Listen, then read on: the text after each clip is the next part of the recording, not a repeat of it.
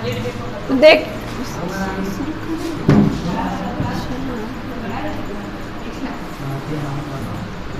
देखिए, आज हम इसमें क्या पढ़ेंगे, महाकाव्य की परिभाषा पढ़ेंगे और उसके लक्षण पढ़ेंगे इसमें।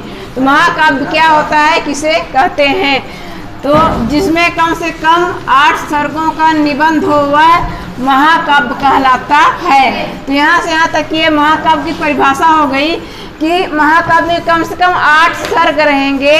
8 सर्गों का निबंध क्या महाकाव्य कहलाता है। महाकाव्य बड़ा होता है और खंडकाव्य ये छोटा होता है। ये इसकी परिभाषा यहाँ तक हो गई कि जिसमें कम से कम कितने सर्ग हो, 8 सर्गों का निबंध हो वह महाकाव्य कहलाता है। अब यहाँ से उसका महाकाव्य का लक्षण है, तो इसका लक्षण क्या है, इसमें देवता या सादृश, क्षत्रिय जिसका उच्च गुण हो, धीर वीर पुरुष हो। क्या कह रहा है कि इसमें कोई देवता का गुणगान किया गया होगा या सादृश्य, यानी जो दिखाई स्पष्ट रूप से हमें जो दिखाई देता है, जैसे क्षत्रिय हो गया, ब्राह्मण हो गया, उच्च जाति का, इसमें उसका उच्च गुण का होना चाहिए। चाहे वो क्षत्रिय ब्राह्मण का व्यक्ति भी हो, जो उसमें पुरुष है वो व्यक्ति हो, और उसका गुण कैसा होना चाहिए, उच्च होना चाहिए, ऊंचा होना चाहिए। ये नहीं कि है तो जाति का क्षत्रिय लेकिन काम करे निम्न जाति का, तो ऐसा नहीं। उच्च जाति के साथ साथ उच्च गुण भी, अच्छा गुण भी होना चाहिए। धीर वीर पुरुष भी होना चाहिए। धीर वीर यानी कोई भी कार्य करे धीर गंभीर से करे, डरे नहीं, डरपोक ना हो, उसमें वीर हो, साहस हो, इस प्रकार से उसके अंदर यह लक्षण भी होना चाहिए। एवं इसमें और कौन कौन से लक्षण होते हैं, इसमें वीर, श्रृंगार और शांत रस से युक्त अन्य सभी भी गौण रूप से होते हैं। इसमें ज़्यादातर महाकाव्य में श्रृंगार, शांत और वीर रस होते हैं। इसके साथ साथ सभी रस विद्वान होते हैं। इसमें जीवन की विशद चित्रण होता है, इसकी कथा ऐतिहासिक होता है। तो इसका जो है कथा कैसा होता है, इसका जीवन का विशद चित्रण, यानी शुरू से लेकर के अंत तक, जीवन का जब शुरुआत होता है तो प्रारंभ से लेकर के अंत तक इसमें कथा होता है, जीवन का जुड़ी हुई होता है। और इसकी कथा ऐतिहासिक होती है। कैसी होती है, ऐतिहासिक, यानी पुरानी बीती हुई घटनाओं पर ही इसकी कथा आधारित होती है। तो अब इसमें से 3-4 क्वेश्चन बनते हैं कि महाकाव्य में कितने सर्ग होते हैं। तो महासर्ग में कम से कम 8 सर्ग होते हैं। फिर इसका दूसरा बनता है कि इसमें किस प्रकार के व्यक्ति या देवता होते हैं। कैसे होते हैं, क्षत्रिय होते हैं, उनका जो गुण है कैसा होना चाहिए, उदात्त होना चाहिए, उच्च होना चाहिए। और वह व्यक्ति कैसा हो, धीर वीर पुरुष हो, डरपोक ना हो, धीर वीर पुरुष हो। और उसमें कौन कौन से रस पाए जाते हैं, कौन कौन से पाए जाते हैं, श्रृंगार, वीर और शांत रस उसमें पाए जाते हैं। ये हो गया।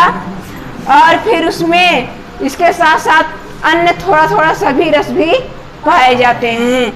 और इसका जीवन का कैसा चित्रण होता है, तो महाकाव्य में जीवन का विशद यानी संपूर्ण चित्रण होता है, पूरा चित्रण इसमें होता है शुरू से लेकर के अंत तक। और इसकी कथा कैसी होना चाहिए, ऐतिहासिक, सामाजिक, ऐतिहासिक, राजनीतिक, जो ये सब हैं, तो इसमें ऐतिहासिक होना चाहिए। तो ये है महाकाव्य की परिभाषा और महाकाव्य का लक्षण। ठीक है, अब देखिए, इसके पहले हम पढ़े महाकाव्य की परिभाषा और महाकाव्य के लक्षण। अब हम इसमें पढ़ेंगे प्रमुख महाकाव्य और उनके रचयिता, यानी प्रमुख महाकाव्य कितने हैं, कौन कौन है, उनके रचयिता कौन कौन है। तो ये प्रसिद्ध महाकाव्य कौन कौन है, रामचरितमानस, इसके जो रचयिता हैं कौन है, तुलसीदास हैं, तुलसीदास जी लिखे हैं। और रामचरितमानस पूरा राम के बारे में पूरा लिखा गया है। और ये पद्मावत कौन लिखे हैं, मलिक मोहम्मद जायसी।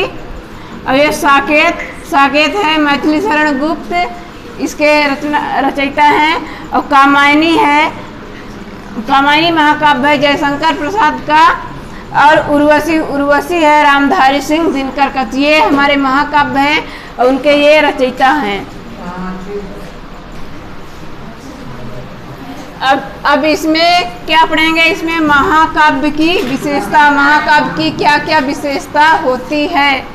तो पहला क्या विशेषता है? महाकाव्य की कथा धारा प्रवाही मार्मिक प्रसंगों पर आधारित होती है। जो इसकी कथा है, किसी भी विषय को लेकर के जब कथा प्रारंभ होती है तो इसमें धारा प्रवाह रहती है, यानी वह कथा रुकती नहीं है। जिस प्रवाह से बहती है यानी चलती है, उसी प्रवाह से उस कथा को कही जाती है। जैसे कोई नदी जब बहती है तो अगर जो नदी स्पीड में बह रही तो स्पीड में ही बहेगी, उसका धारा जो रहेगा पानी का चलने का तो स्पीड ही गति से रहेगा। और जो नदी कम बहेगी तो उसका धारा कैसा होगा? पानी कम रहेगा।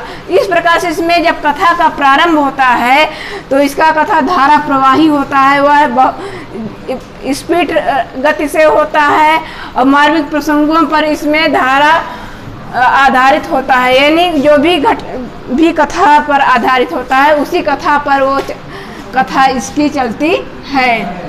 और दूसरा क्या है? मूल कथा के साथ साथ अन्य कथांश भी इसमें प्रारंभ से अंत तक आकर अपनी भूमिका का निर्वाह करते हैं।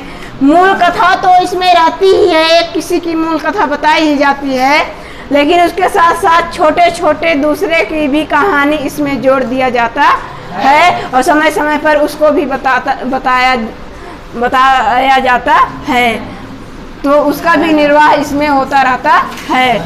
तीसरा क्या है? सहायक कथांशों से मूल कथा परिपुष्ट होती है। जो इसमें और छोटे छोटे जो कहानियां आके जुड़ जाती हैं, मूल कथा है, मूल कथा के अलावा भी जो इसमें आकर के और कहानियां जुड़ जाती हैं, तो उससे जो कथा होती है परिपुष्ट यानी पूरी तरह से संतुष्ट कर देने वाली होती है। जैसे किसी की कहानी सुनाएंगे, शुरू करेंगे, कथा का मतलब होता है कहानी ही, किसी के जीवन से जुड़ी कहानी ही। तो जब सुनाएंगे तो एक ही व्यक्ति का बताएंगे पूरा शुरू से अंत तक, तो क्या होते हैं? आदमी बोर होने लगता है। लेकिन जब उसके साथ साथ हम अगल बगल का भी बताने लगते हैं कि वो भी ऐसा गया था तो उसके भी साथ ऐसा हुआ, तो थोड़ा सुनने में रोचकता बढ़ जाती है और मन को संतुष्टि प्राप्त होती है कि हाँ ऐसा अक्सर होता रहता है। तो इस प्रकार से इसमें सहायक कथांशों से मूल कथा का भी इसमें जोड़ा जाता है, परिपुष्ट होती है। तो ये है इसमें महाकाव्य का विशेषता, लक्षण, परिभाषा, ये सब हो गया। ठीक है।